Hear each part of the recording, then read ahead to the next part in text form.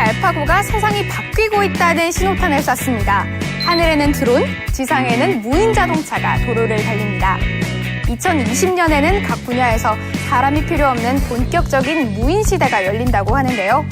오늘 과학톡에서는 무인 자동차 알아봅니다.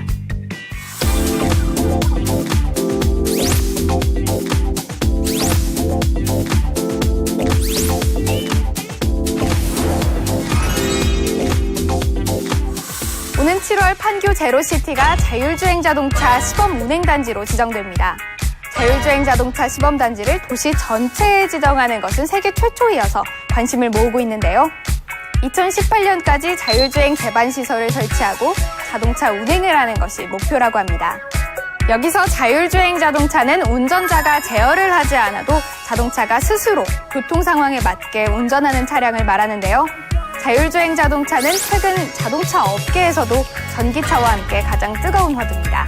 특히 자동차 업체와 구글, 애플, AT&T 등 수많은 IT 업체들이 힘을 모아 자율주행 자동차를 만드는 데 박차를 가하고 있습니다.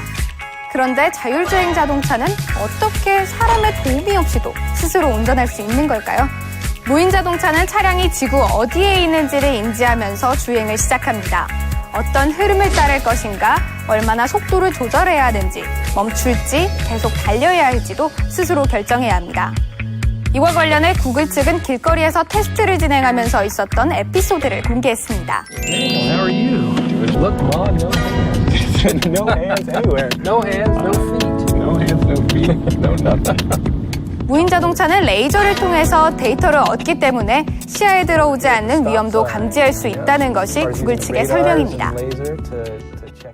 하지만 자율주행 자동차가 상용화되기까지는 풀어야 할 과제가 많습니다. 지난 2월 캘리포니아에서는 구글의 자율주행 기술로 운전하던 렉서스 SUV 차량이 버스와 충돌하는 사고가 있었습니다. 2009년 구글이 무인 자동차를 도로에서 테스트하기 시작한 이후 처음으로 무인 자동차의 잘못을 인정한 사고인데요. 무인 자동차가 지나가는 버스를 인식했지만 버스가 속도를 줄일 것으로 판단하고 진입한 것이 사고의 원인이었습니다. 다친 사람은 없었지만 구글 측은 이 사고로 자율주행 차량의 안전성 논란을 피할 수는 없었습니다. 뿐만 아니라 무인 자동차의 핵심 기술인 인공지능을 둘러싼 윤리 문제가 제기됐습니다. 바로 무인 자동차가 위급한 상황을 판단할 때 어디에 우선순위를 둬야 하는지에 대한 것인데요. MIT 테크놀로지 리뷰가 지난해 제기한 무인차의 딜레마가 대표적인 사례입니다.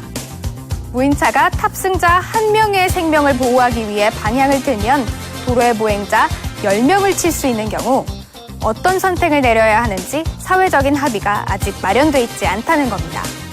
하지만 한 시장조사기관의 조사 결과에 따르면 자율주행 자동차 쉐어링 서비스 이용자는 2030년 전 세계 4억 명에 이를 것으로 예상했습니다.